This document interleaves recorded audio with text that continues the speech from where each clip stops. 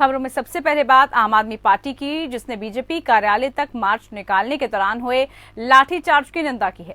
Party नेताओं ने अशोक गहलोत और राज्य सरकार पर बड़ा हमला करते हुए कहा कि अडानी के साथ मित्रता, बीजेपी के साथ मिलीभगत और आम आदमी पार्टी के विस्तार से गहलोत सरकार डरी हुई है।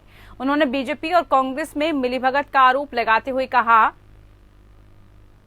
कि बीजेपी के इशारे पर ही आम आदमी पार्टी के कार्यकर्ताओं पर बर्बरतापूर्वक लाठीचार्ज किया, जिससे अनेक कार्यकर्ता घायल हो गए। वरिष्ठ नेता योगेंद्र गुप्ता ने गहलोत सरकार से सवाल पूछते हुए कहा कि राजस्थान में लोकतंत्र है या आपातकाल, जिसकी वजह से पार्टी मुख्यालय से चंद कदम की दूरी पर ही बर्बरतापूर्वक लाठीचार्ज करके कार्यकर्ताओं को रोक दिया गया।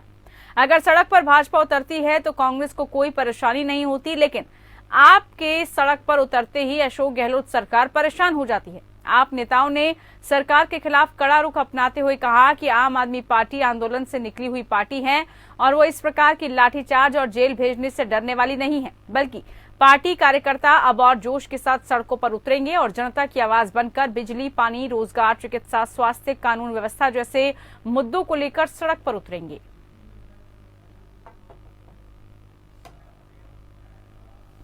संवाददाता हमारे साथ रूप नारायण सवारिया जुड़ चुके हैं। रूप नारायण, आम आदमी पार्टी लगातार एक्टिव मोड में दिख रही है, प्रदर्शन आंदोलनों का रुख उसने कर लिया है, लेकिन जिस तरह से लाठीचार्ज हुआ अब उसके खिलाफ बिगुल उसने फूंक दिया है।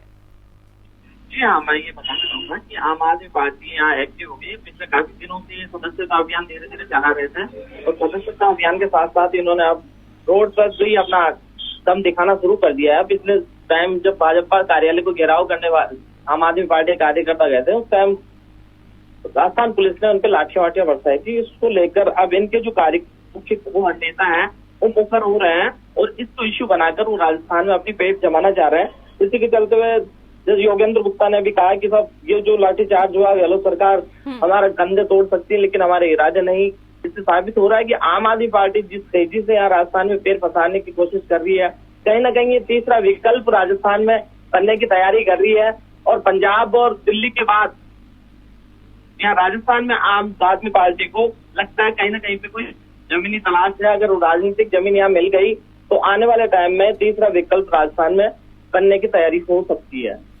रूपनारायण, जिस तरह से मुद्दों को आम आदमी पार्टी उठा रही है और प्रदर्शन आंदोलन लगातार कर रही है, ये भी आरोप है कि बीजेपी और कांग्रेस मिली हुई है। बीजेपी जब प्रदर्शन करती है तो उसके साथ ऐसा रुख नहीं होता, लेकिन आम आदमी पार्टी सड़कों पर उतरी तो उसके ऊपर लाठीचार्ज हो गया। लाठीचार्ज की वजह क्या स्पष्ट हो पाई अभी तक?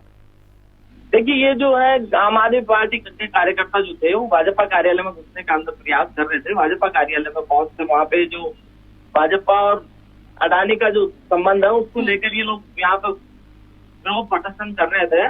विरोध प्रदर्शन को लेकर जो कानूनी व्यवस्था जो बिगड़ने लगी तो राजस्थान पुलिस ने इन पर लाठीचार्ज किया और लाठीचार्ज करके कार्यकर्ताओं को इधर उधर तितर बितर किया। तो ये एक प्रोसेस है जो कंटिन्यू चलता है हर सरकार में। विरोध प्रदर्शन करने वालों को कहीं ना कहीं अगर आप कानून तोड़ने की बात करते हैं, कानून तोड़ते हैं, तो पुलिस अपना काम करती है। पुलिस ने यहाँ अपना काम किया है।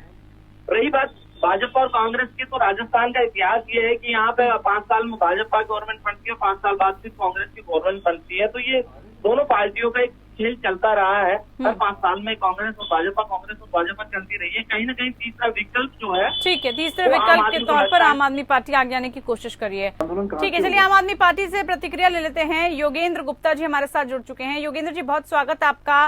क्या कुछ आपको लेकर दिक्कतें आ रही है, क्योंकि आप तो कांग्रेस के साथ साथ बीजेपी पर भी आरोप, दोनों की मिलीभगत, और अपने आप को तीसरे विकल्प के तौर पर जो राजस्थान में पेश करने की कोशिश की जा रही है आप लोगों की तरफ से, कहा जा रहा है कि कोई वजूद तो है नहीं, कोई अध्यक्ष तक तो है नहीं, कैसे आप अपने आप को एक विकल्प, एक चुनौती के तौर पर पेश कर रहे हैं? नहीं पूजा जी, अगर हमारा संगठन नहीं है, विकल्प नहीं है, तो फिर ये लाठीचार्ज की आवश्यकता कहाँ थी? इसकी तो आवश्यकता नहीं थी। अगर आप मानते नहीं है किसी पार्टी का, उसके कार्यकर्ताओं का, तो फिर आपको लाठीचार्ज तो तभी किया ना जब डरे आप। आपको डर किस बात का था? आपको लगा कि सड़क पर उतरेंगे, मुद्दे को उठाएंगे, जनता के बीच जाएंगे, जनता जुड़ेगी, जनता उनके साथ में आगे बढ़ेगी और उसको प्रारंभिक स्तर पे कुचल दें, और कुचलने के दौरान लाठीचार्ज कर दिया।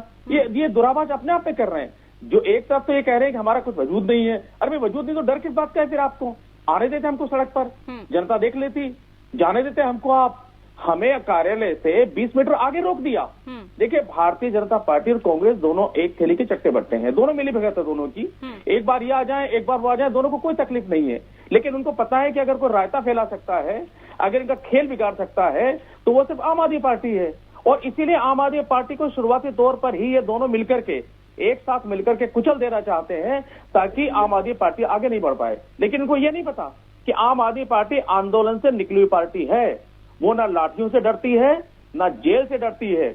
आप जितने लाठी बरसाएंगे, हौसले उतने बुलंद होंगे। और ये कहते हैं संगठन नहीं, अगर संगठन नहीं है तो जो हजारों आदमी सड़क पर हमारे साथ थे, हजारों कार्यकर्ता, वो कहां से आ गए?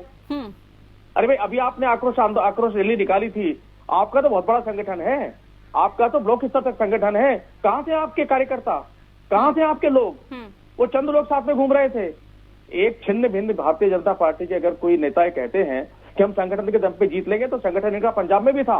हमने बताया कि संगठन के दम पे कैसे जीता जाता है। संगठन दिल्ली में बहुत बड़ा है इनका। ठीक है, दिल्ली में क्या हुआ? प्रियदर्शी जी, देखिए, पूजा जी, लास्ट आखिरी बात आपको कह रहा हूँ कि जनता से जुड़े हुए मुद्दों को उठाने वाली पार्टी ही हमेशा जनता के दिलों में राज करती है।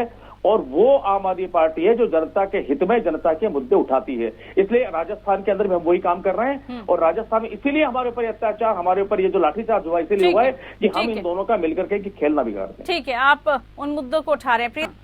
पूजा जी, ये बताइए मुझे, आप ये कह रहे हैं हमने कानून तो अभी कौन सा कानून तोड़ा? हम अपने प्रदेश कार्यालय से हम 20 मीटर आगे तक जा नहीं पाए। उसके बाद आपने सैकड़ों पुलिस वाले हमारे पीछे लगा दिए, पुलिस की बैरिकेडिंग लगा दी हमने। हमारे हाथ में कोई लाठी नहीं, पत्थर नहीं, डंडा नहीं, हथियार नहीं, सिर्फ हमारे बैनर। कौन सा कानून तोड़ा और किसके घुस गए हम लोग? बीजेपी कार्यालय हमारे यहाँ से कई किलोमीटर दूर था, हमको 1 किलोमीटर कानून नहीं तोड़ा, उसके बावजूद भी कार्रवाई हुई, ये आप आरोप लगा रहे हैं। लेकिन कौन सा कानून तोड़ दिया हमने?